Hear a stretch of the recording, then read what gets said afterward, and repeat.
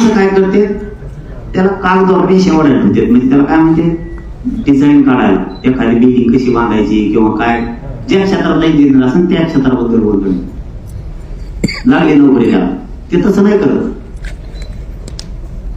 आपले असं करते, ते काय करते, तू इंजिनियर आहे ना, तुला माझ्याकडे एवढेच पैसे राहणार, त्याच्यापेक्षा त्या 10 फड्याचं स्ट्रक्चर मी घेतलेले, तूच बांधेव पहिल्यापासून खालपासून वर करेल, बघ नफा किती राहतो.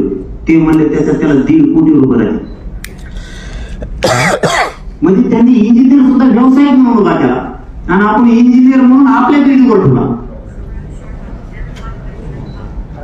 त्यांनी मला ते सांगितलं, मला इतकं हे झालं ना, अरे म्हणून असं आहे का काय, आणि तुमचे लोक असं करतात म्हणजे, त्यांनी मला सांगितलं. आणि हे सत्य पण बऱ्याच जागेवर आपल्या हातात आहे.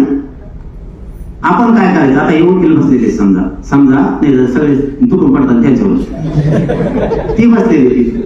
एखादा वकील जर शिकवाला, त्याला 2-3 वर्ष इकडे ढोकं गेली, ते नाही बरं का, पुसायला मुक्त काय जे असेल ते. त्यांच्यातले काही लोक असं करतात, डायरेक्ट त्याच्या हातात केस देते, त्या लगेच दरी केस. एक तर जेच कसं आहे हे ज्ञान त्याला कळतं, मागं पुढं व्हायला लागलं तर त्याचा गुरु कोण वकील आहे ना, तो मदतीला जातो नंतर, पण त्याच्या हातावर सोपवून देते. आपल्याला ते पण आपल्या पोरांच्या बद्दल करावं लागणार, त्याच्या खांद्यावर जबाबदारी ढकलून द्यायची. ऑटोमॅटिक ज्ञान येतच आणि आपले लोक प्रगतीकडे हळूहळू जातात. आपण ज्ञान आपल्याजवळ साठवून ठेवतो, समाजाला देत नाहीत आतापर्यंत. त्याच्यामुळे सुद्धा खूप बरीच पिछाट आपली झाली. इथून पुढे द्यावं ही अपेक्षा आहे. आम्ही तुमच्या सोबत आहेत, आम्हाला जितकं ज्ञान देता येईल तितकं द्या. आम्ही तर तुम्हाला काय मार्गदर्शन करू शकत नाही बाबा, पण एक मात्र माझ्याकडे जेवढं मार्गदर्शन आहे तेवढं सांगतो, देशात समाजाची प्रतिष्ठा 100% मी वाढवणार, ही जबाबदारी माझी.